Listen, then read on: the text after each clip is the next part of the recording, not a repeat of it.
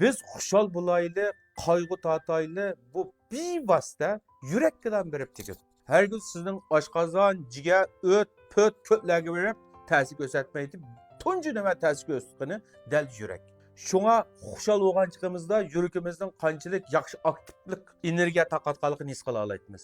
G'am qayg'u shum xabarni olganligimizda yuragimizda ombuda qisqanda og'riganligini biz his qila olamiz. Demak, yurakning o'zi tashqi muhitdan kelgan har xil signallarga nisbatan bevosita sizolayotgan bir a'zoning birisi.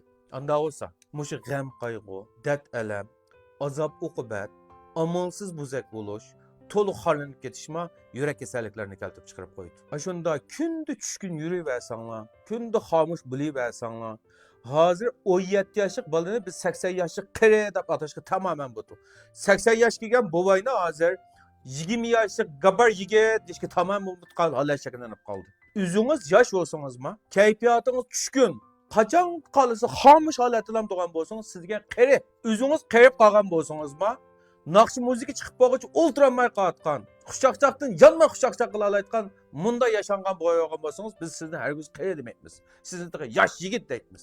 Dal ruhiy kayfiyatini yaxshi tanishash yurak kasalliklarining oldini olishga nihoyat muhim rol o'ynaydi. Shunga o'zinglarni kundan-kunga tushkunlashtirib, o'zinglarga kundan-kunga ro'y besim qilmanglar.